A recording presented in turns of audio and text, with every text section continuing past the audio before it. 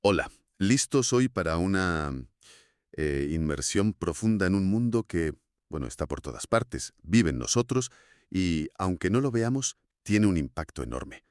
Hoy exploramos el universo de las bacterias. Un universo fascinante, desde luego. Para guiarnos un poco, hemos estado buceando en la información, bueno, extensísima que ofrece Wikipedia sobre ellas. Hemos intentado sacar lo esencial, ¿no? Lo más llamativo. Sí, porque hay muchísimo que contar. Exacto. El objetivo es ir un poco más allá de la idea simple de bichos o gérmenes. Queremos entender qué son de verdad, apreciar su increíble diversidad, sus orígenes, que son antiquísimos, y cómo su actividad constante pues da forma al planeta y también a nuestra salud. Es que están en todo. Totalmente. Y pensemos un momento en la escala, que es brutal. Se habla de billones con B, o sea, millones de millones, viviendo solo en nuestro cuerpo, más que nuestras propias células. Sí, la cifra supera nuestras células. ¿Y en la Tierra? Bueno, las estimaciones ya son de quintillones, una barbaridad. Son, vamos, de lejos, los organismos más abundantes, los pioneros de la vida aquí. Pero claro, ¿cuánto sabemos realmente de estos titanes diminutos? Pues seguramente menos de lo que pensamos. Empecemos por lo básico, ¿no? A ver, ¿qué es una bacteria, fundamentalmente? Pues en esencia son microorganismos procariotas. Y esta palabra procariota es clave. Ajá. Significa que su estructura celular es diferente, fundamentalmente distinta a la nuestra. Nosotros somos eucariotas. La diferencia más gorda es que ellas no tienen un núcleo definido que envuelva su material genético y son, casi todas, seres de una sola célula, unicelulares. Y muy, muy pequeñas, ¿no? Entiendo que mucho más que nuestras células. Generalmente sí. Hablamos de tamaños de pues, entre medio micrómetro y 5 micrómetros, más o menos. Pero, ojo, aquí viene una de las primeras sorpresas que rompe esquemas. ¿Ah, sí? Hay excepciones que son espectaculares. Tiomargarita namibiensis, por ejemplo, puede llegar a medir medio milímetro. Se ve a simple vista, Medio milímetro, ya es bastante. pero es que hay más. Su pariente, Tiomargarita magnífica, que se descubrió hace relativamente poco, puede medir hasta 2 centímetros. 2 centímetros, una sola célula bacteriana. Una sola célula. Imagínate, una bacteria filamentosa de 2 centímetros. Madre mía, eso cambia totalmente la imagen que tenía yo. Y las formas, también hay mucha variedad ahí. Muchísima.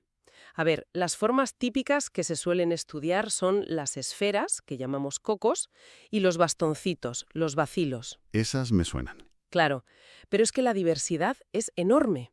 Hay formas de coma, como los vibrios, espirales rígidas, los espiriros, o flexibles, como un sacacorchos, que son las espiroquetas. Incluso hay bacterias que parecen estrellas o cuadrados. ¿Estrellas? Qué curioso. Sí. Y la forma no es una anécdota, ¿eh? Influye mucho en cómo se mueven, cómo captan nutrientes, cómo se pegan a las superficies o incluso cómo evitan que se las coman otros bichos. Entiendo. O sea que la forma tiene su función. ¿Y van siempre solas o se agrupan? Pues no siempre van solas, ¿no? Muy a menudo forman agrupaciones que son bastante características. Pueden ir en parejas, los diplococos. Ah, como la Neisseria. Exacto. O formar cadenas largas como los estreptococos, los de las anginas, por ejemplo, o como racimos de uvas, que es típico de estafilococos. Ya. Pero es que algunas van mucho más allá. Crean estructuras que realmente parecen multicelulares. Las Actinomyceta porta, por ejemplo, forman filamentos largos, ramificados, parecen honguitos microscópicos. Vaya. Y luego están las mixobacteria, que son alucinantes. Se juntan, cooperan, se diferencian en distintos tipos de células para formar unas estructuras reproductoras complejas que se llaman cuerpos fructíferos. Ahí dentro producen esporas para resistir. Es un nivel de organización social súper sorprendente para ser bacterias. Cuerpos fructíferos. Suena casi a planta o a hongo. Fascinante. Y si miramos dentro de la célula, aparte de que no tienen núcleo, ¿qué más les define? Bueno, pues su material genético normalmente es un único cromosoma circular de ADN. Y está ahí, flotando en una región que llamamos nucleoide. No está encerrado. Vale. y generalmente carecen de los orgánulos con membrana que tenemos nosotros dentro de las células, como las mitocondrias o el retículo endoplasmático. Aunque, bueno, siempre hay excepciones, como los carboxisomas en algunas que hacen fotosíntesis o quimiosíntesis. Entendido. Lo que sí tienen son ribosomas, que son las maquinitas que fabrican proteínas. Pero son un poquito diferentes a los nuestros, y ese detalle es crucial, porque algunos antibióticos atacan justo a los ribosomas bacterianos y no a los nuestros. Ajá. Interesante. Y también tienen citoesqueleto, una red de proteínas por dentro que les da forma y organiza un poco el interior. Y ojo, la membrana celular, la que las rodea, es vital. No solo es una barrera, sino que en muchas bacterias es ahí donde se genera la energía. Hacen la función que en nuestras células hacen las mitocondrias. O sea, la propia membrana respira, por así decirlo. Algo así, sí. Es el centro energético para muchas. Y por fuera de esa membrana, la famosa pared celular, ¿no? He oído que es súper importante. Importantísima. La pared celular bacteriana es una estructura bastante única. Está hecha principalmente de peptidoglicano. Peptidoglicano. Sí, y este compuesto no lo encontramos ni en las arqueas, que son el otro gran grupo de procariotas, ni en plantas, ni en hongos. Les da rigidez, protección.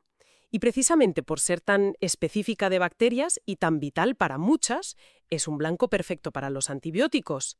La penicilina, por ejemplo, lo que hace es impedir que la bacteria construya bien esa pared. Claro. Es como atacar su armadura, ¿no? Su talón de Aquiles.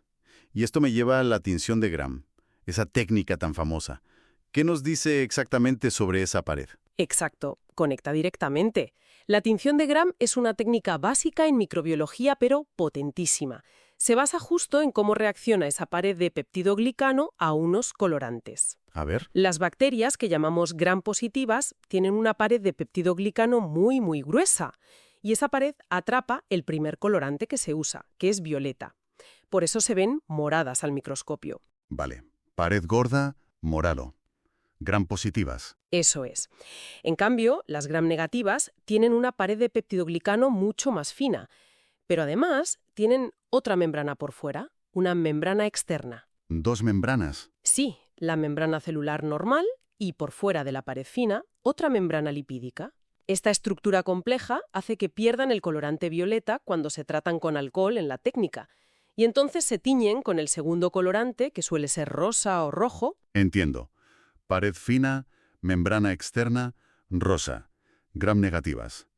Y saber esto, si es positiva o negativa, tiene importancia más allá de identificarlas. Totalmente. Muchísima importancia práctica. Esa membrana externa de las Gram negativas es una barrera extra. Impide que ciertos antibióticos, sobre todo los más grandes, lleguen a su objetivo dentro de la célula o a la propia pared. Ah, claro. Por ejemplo, un antibiótico como la vancomicina, que es una molécula grande, no puede atravesar esa membrana externa.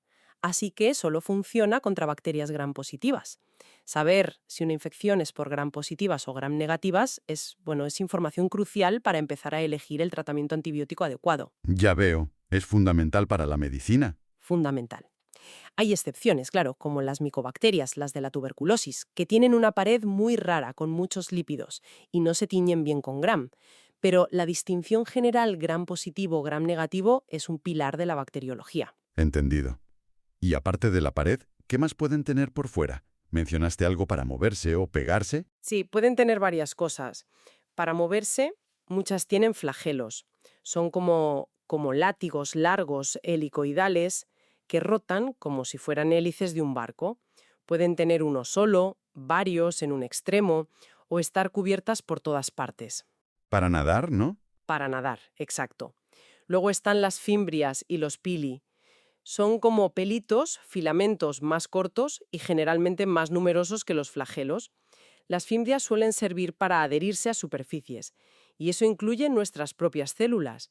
Son importantes para que las bacterias colonicen o infecten. O sea, para agarrarse. Eso es. Y los pili tienen funciones variadas. Una muy importante es la conjugación bacteriana. Conjugación. ¿Qué es eso? Es un proceso increíble. Una bacteria puede construir un puente, un pilus especial hacia otra bacteria, y pasarle un trozo de su material genético, por ejemplo un plásmido, con genes de resistencia a antibióticos. Es como sexo bacteriano, pero unidireccional y solo de ADN. Ostras, o sea, se pasan información genética así. Sí, es un mecanismo clave para que se extienda, por ejemplo, la resistencia a antibióticos tan rápido. Qué pasada. ¿Y había algo más por fuera? Sí, el glicocálix. Es una capa externa, pegajosa, hecha de azúcares y a veces proteínas que muchas bacterias secretan. Si es una capa bien organizada, definida, la llamamos cápsula. Si es más laxa, desorganizada, la llamamos capa mucosa o limo. ¿Y para qué sirve eso? Pues para muchas cosas. Protege a la bacteria de que se seque, a veces del sistema inmunitario del huésped, le ayuda a pegarse a superficies y, muy importante, es fundamental para formar biofilms. Los biofilms, los has mencionado un par de veces, son esas comunidades de bacterias de las que se oye hablar tanto ahora, ¿verdad? Exacto. Son eso, comunidades estructuradas de bacterias, a menudo de distintas especies, que viven juntas, pegadas a una superficie y envueltas en esa matriz de glicocálix que ellas mismas fabrican. Hablaremos más de ellas porque son súper importantes en muchos ámbitos. Vale, me lo apunto. Antes de eso, decías que están en todas partes. ¿Hasta qué punto es literal eso de todas partes? Pues hasta un punto que cuesta imaginar, de verdad. Están en el suelo, por supuesto, en el agua, dulce y salada, desde la superficie hasta las fosas más profundas del océano. En el aire que respiramos, se estima que hay millones por cada metro cúbico de aire. Millones en el aire. Sí. En el hielo de los polos, en fuentes termales hirviendo y ácidas, en residuos radioactivos, en las rocas a kilómetros de profundidad bajo nuestros pies. Son una parte masiva de todos los ecosistemas. Increíble. Y fíjate, un dato importante, en los océanos hay unas bacterias fotosintéticas, las cianobacterias, que producen una parte enorme del oxígeno que respiramos. Quizás hasta la mitad del oxígeno del planeta viene de ellas. La mitad del oxígeno. O sea que les debemos muchísimo. Absolutamente.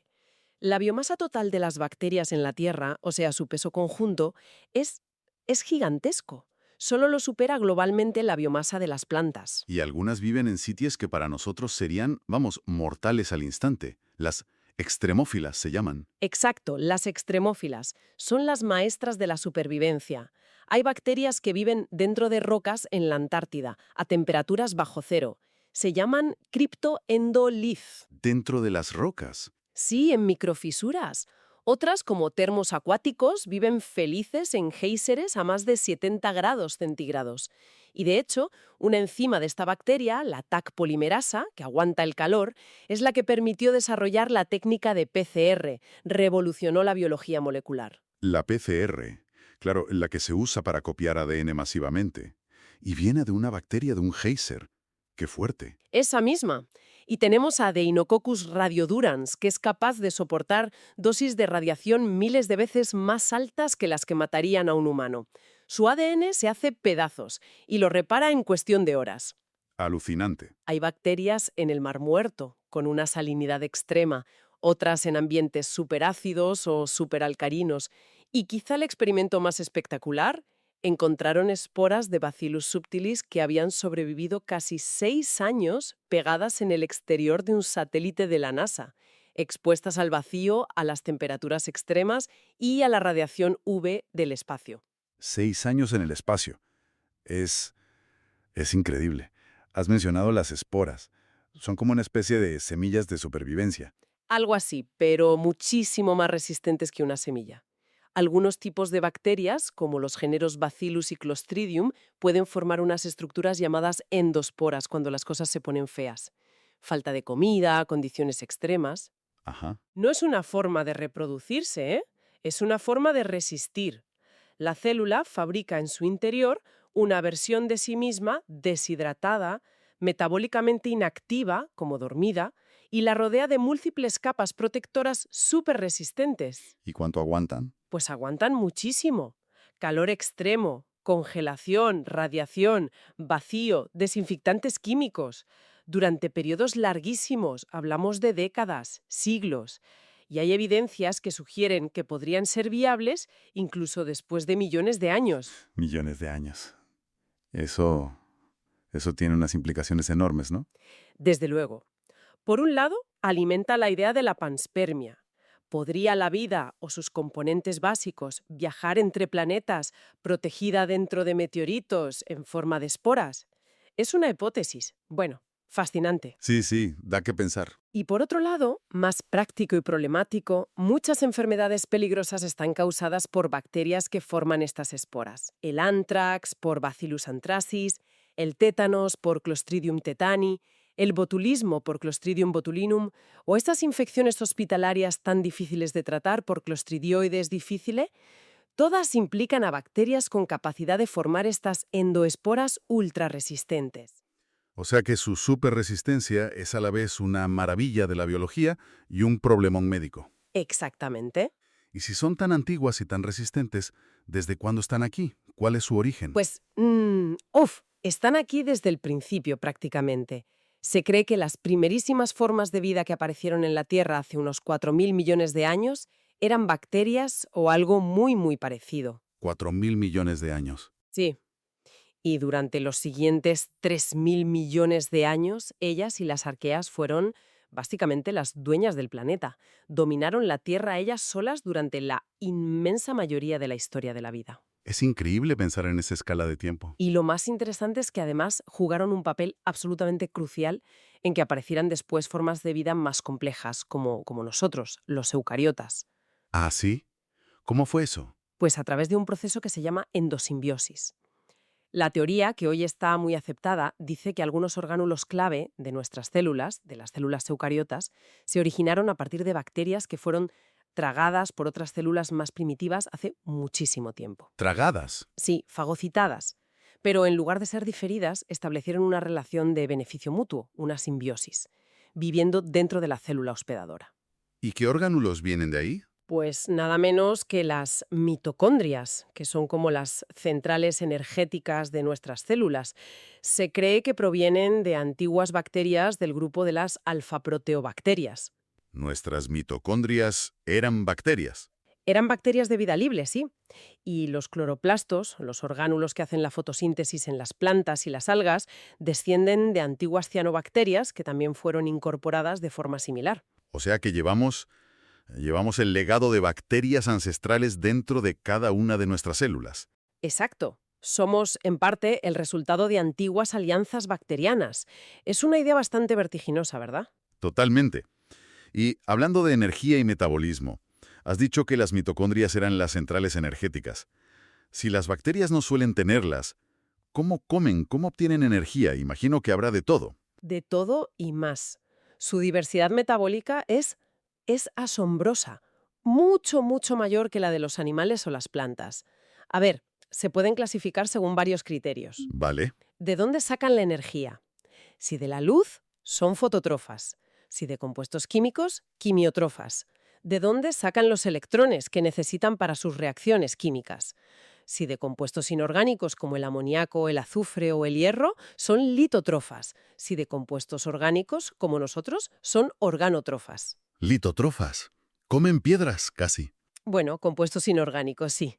Y finalmente, ¿de dónde sacan el carbono para construir sus moléculas? Si lo cogen del CO2 del aire, como las plantas, son autótrofas. Si necesitan tomar compuestos orgánicos ya hechos, son heterótrofas, como nosotros. Uf, qué lío de nombres. Pero entiendo la idea. Tienen muchísimas maneras distintas de conseguir energía y materiales. Exacto, y pueden combinar estas características de muchas formas. Además, pueden respirar oxígeno, como nosotros, son aerobias, o pueden respirar usando otras cosas en lugar de oxígeno, como nitrato o sulfato, son anaerobias estrictas o facultativas, o pueden hacer fermentaciones, que es un proceso que no necesita ni oxígeno ni ningún otro aceptor externo de electrones. Vale, una flexibilidad metabólica tremenda. ¿Y eso qué impacto tiene en el planeta? Un impacto total. Absoluto. Son las que mueven los grandes ciclos de los elementos, los ciclos biogeoquímicos. Por ejemplo, la fijación de nitrógeno. ¿Qué es eso exactamente? El nitrógeno es el gas más abundante en el aire, N2, pero la mayoría de los seres vivos No podemos usarlo así, es muy inerte. Pues bien, hay ciertas bacterias, las diazótrofas, que son capaces de coger ese N2 del aire y convertirlo en amoníaco, NH3, que ya es una forma de nitrógeno que las plantas y otros organismos sí pueden utilizar. Ah, o sea, fertilizan el planeta, básicamente. Básicamente, sí. Sin esas bacterias fijadoras de nitrógeno, la vida tal y como la conocemos no sería posible, porque el nitrógeno es esencial para las proteínas, el ADN, Claro. y participan igual en el ciclo del carbono, del azufre, del fósforo. Son las grandes recicladoras del planeta. Descomponen la materia orgánica muerta, devolviendo los nutrientes al sistema para que otros los puedan usar. Entiendo. Su papel ecológico es fundamental. Fundamental. Aunque también tiene su lado, digamos, menos positivo en este aspecto. Algunas bacterias pueden transformar metales pesados, como el mercurio, en formas mucho más tóxicas, metilmercurio, que luego se acumulan en las cadenas alimentarias. Vaya, o sea que también pueden liarla, ¿no? Sí, pueden contribuir a problemas de contaminación. Y por supuesto no podemos olvidar que llevamos milenios aprovechando su metabolismo aunque no lo supiéramos, para hacer queso, yogur, vinagre, bebidas alcohólicas como el vino o la cerveza, aunque ahí las levaduras también son clave. Todo eso se basa en la fermentación bacteriana. Es verdad. Miles de años usándolas sin saber ni que existían. Y para crecer, para multiplicarse. ¿Cómo lo hacen? Supongo que muy rápido, ¿no? Muy, muy rápido, si las condiciones son buenas. Su forma principal de reproducción es asexual. Se llama fisión binaria. Es simple.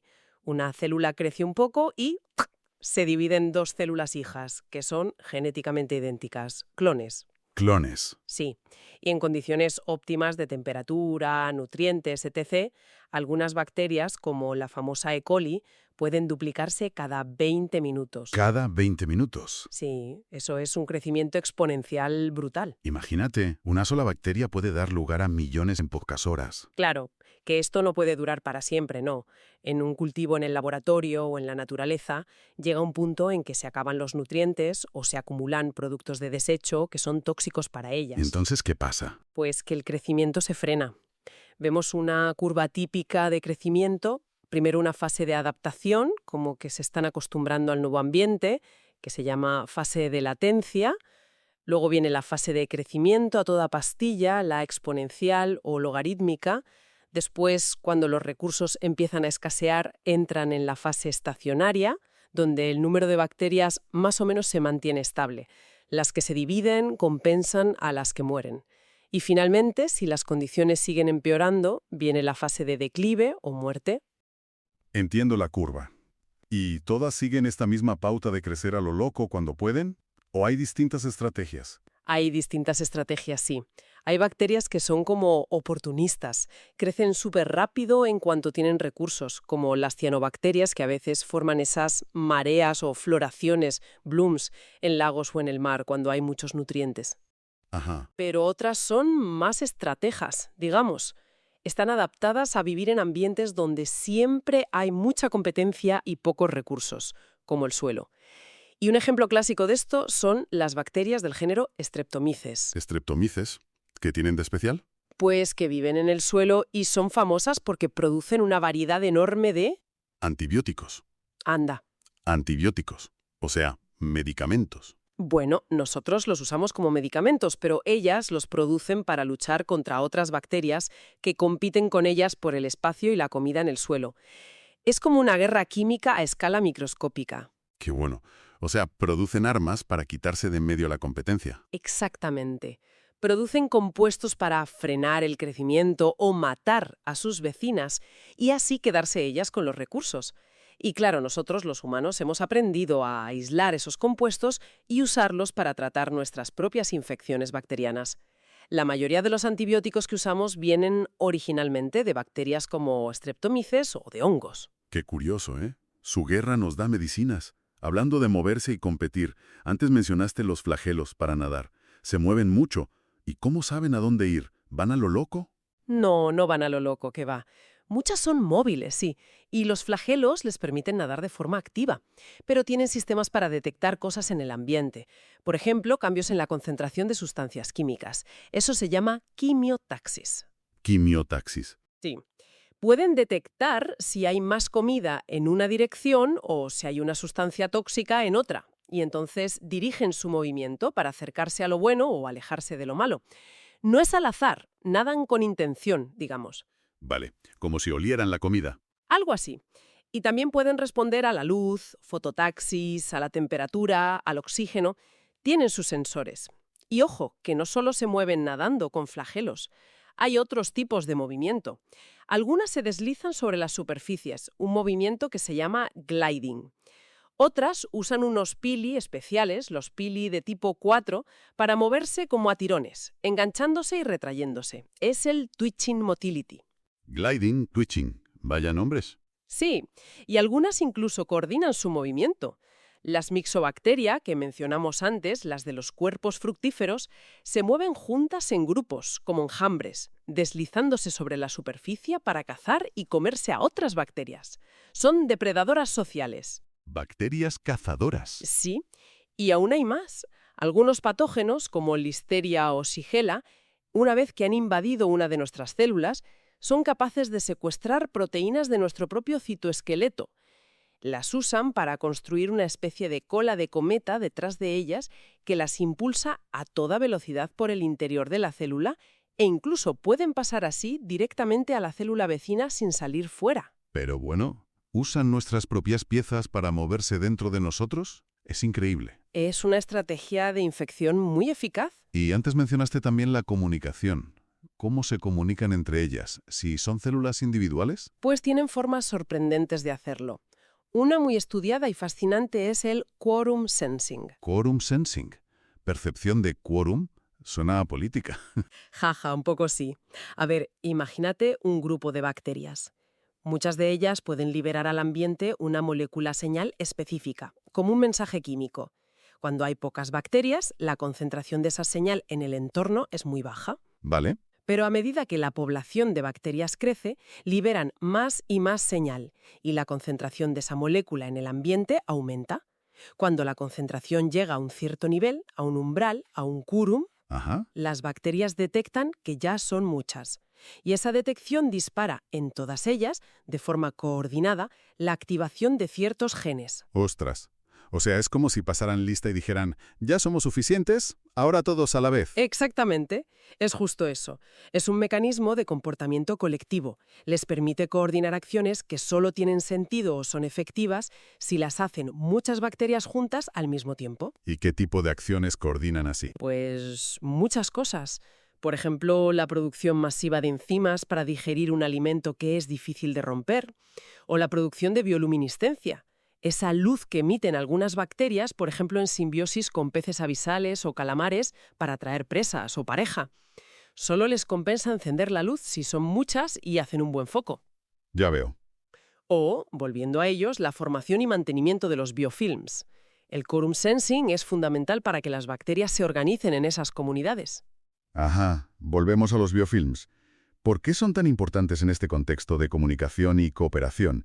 Decías que eran comunidades. Exacto, porque vivir en un biofilm es una estrategia de vida cooperativa súper exitosa para las bacterias. Se pegan a una superficie, empiezan a comunicarse con quorum sensing, producen esa matriz pegajosa de glicocálix que las envuelve y las protege, y crean una comunidad estructurada, a menudo con distintas tareas o ambientes dentro del propio biofilm. Como una pequeña ciudad bacteriana. Sí, algo así. Y vivir ahí les da muchas ventajas. Están mucho más protegidas de las amenazas del exterior. De que se sequen, de que se las coman otros microorganismos, de los desinfectantes. Y muy, muy importante, de los antibióticos. ¿También de los antibióticos? Muchísimo más. Una bacteria que vive dentro de un biofilm puede ser cientos o incluso miles de veces más resistente a un antibiótico que la misma bacteria si estuviera flotando sola por ahí. ¿Miles de veces? ¿Por qué? Por varias razones. La matriz pegajosa dificulta que el antibiótico penetre y llegue a todas las bacterias.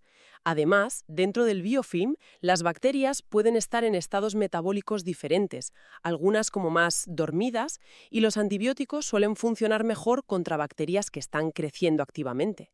Y también pueden intercambiar genes de resistencia más fácilmente ahí dentro. Entiendo. O sea que los biofilms son un problemón en medicina, ¿no? Un problemón enorme. Son la causa de muchas infecciones crónicas y difíciles de tratar. Infecciones en heridas que no curan, en catéteres, en implantes como prótesis de cadera o válvulas cardíacas. Y también son un problema en la industria. Contaminan tuberías, equipos. Ya veo. La unión hace la fuerza y la resistencia a los antibióticos. ¿Y sus relaciones con otros organismos son siempre así de bélicas o de formar comunidades cerradas? No, que va, ni mucho menos. Hay todo un abanico de interacciones.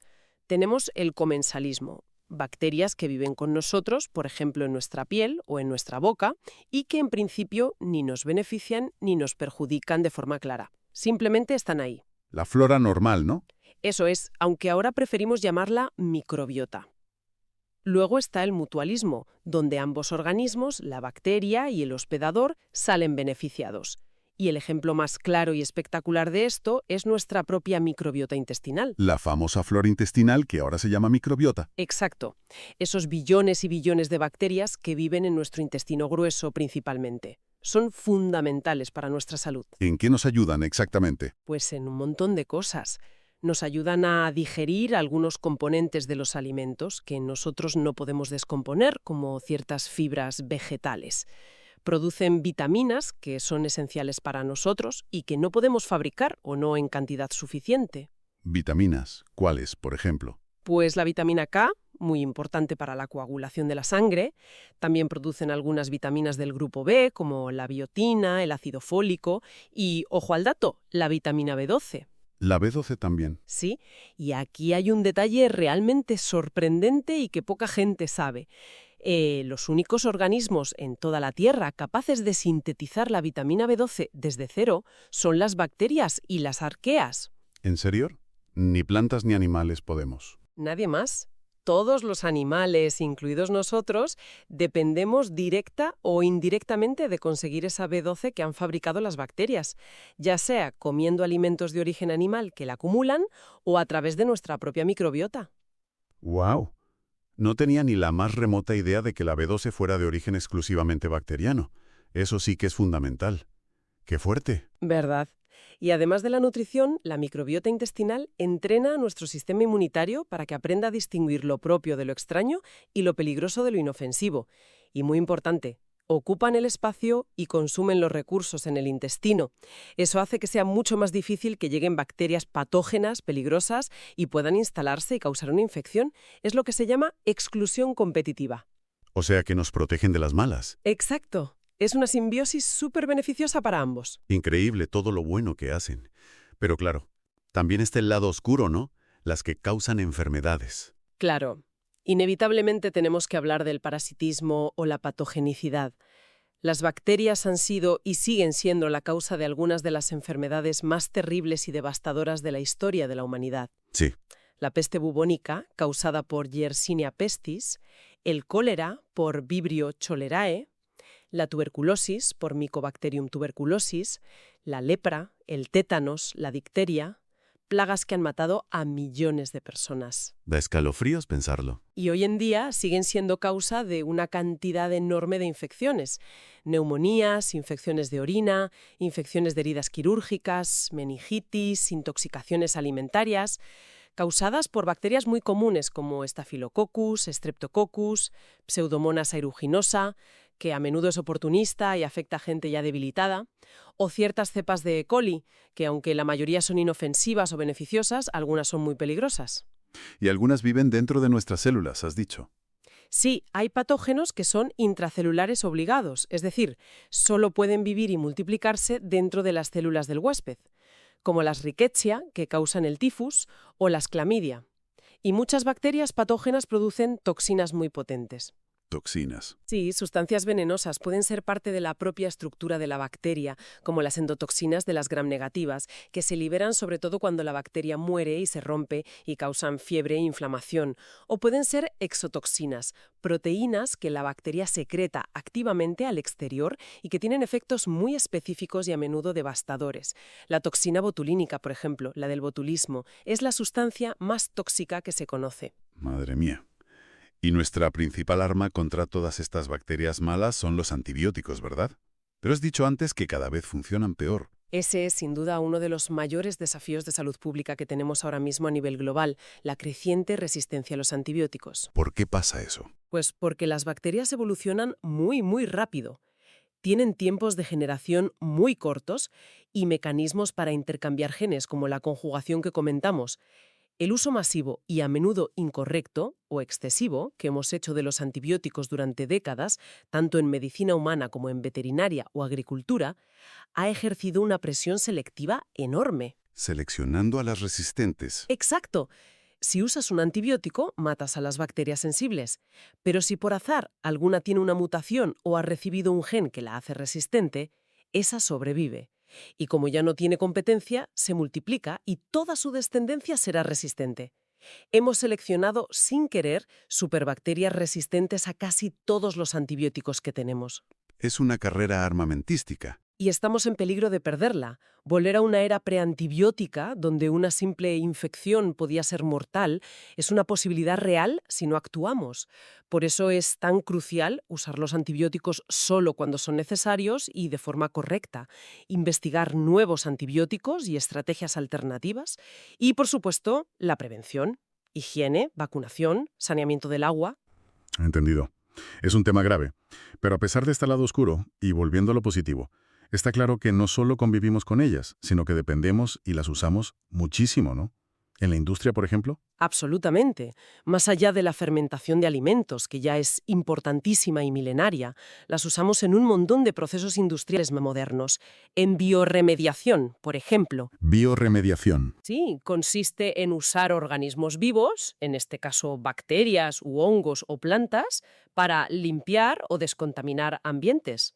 Hay bacterias que son capaces de comerse, de degradar contaminantes muy chungos, como el petróleo de los vertidos marinos o disolventes industriales o pesticidas. Se aprovecha su metabolismo especializado. ¡Qué útil! Muy útil. Y en la industria química se usan como pequeñas fábricas biológicas para producir un montón de cosas.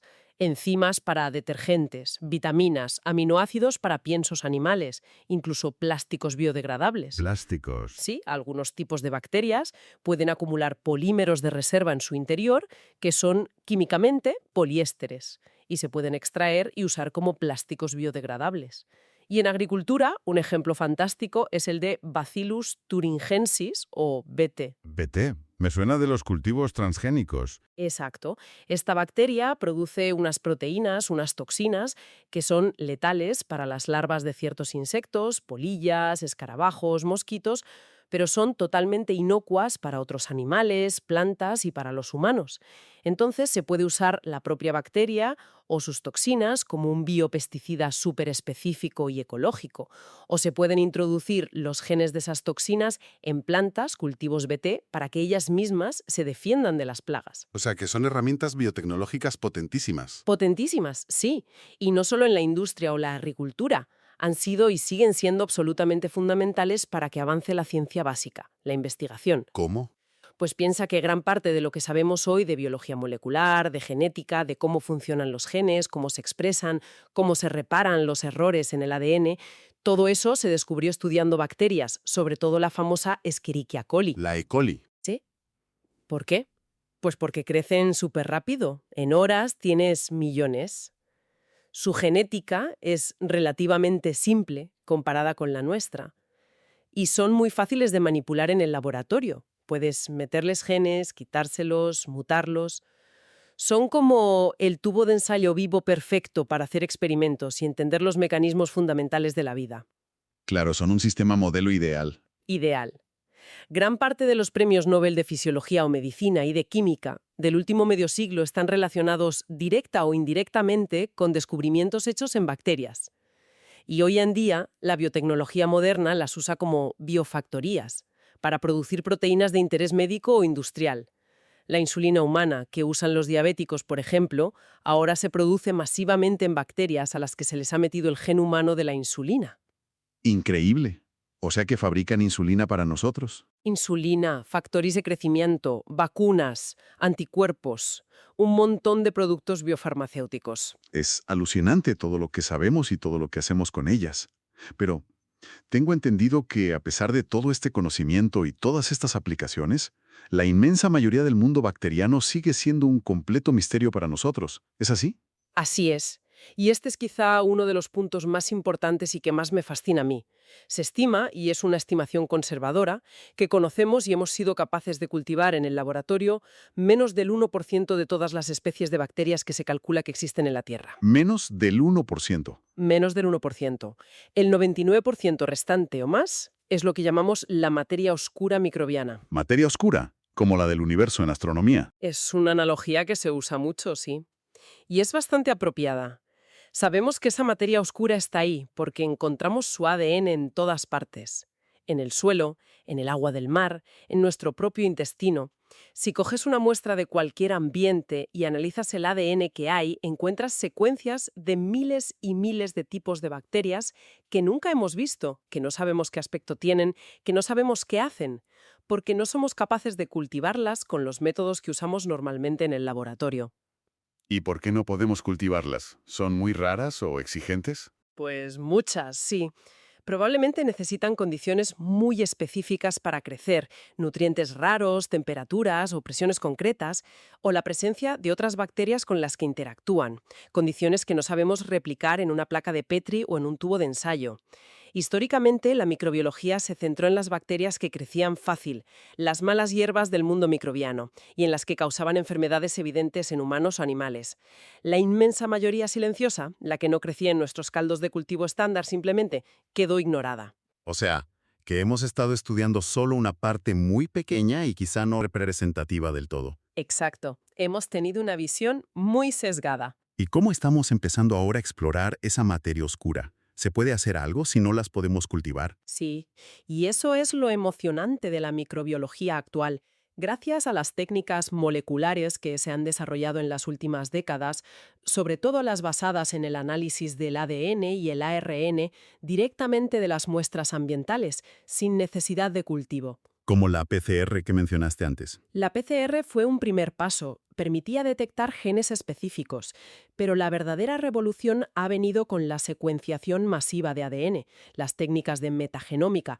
Ahora podemos coger una muestra de suelo, de agua, de heces y secuenciar directamente millones de fragmentos de ADN de todos los microorganismos que hay ahí.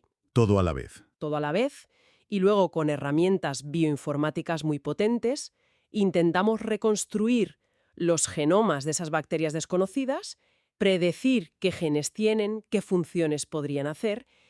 Es como pasar de mirar el cielo con unos prismáticos a tener el telescopio espacial Hubble.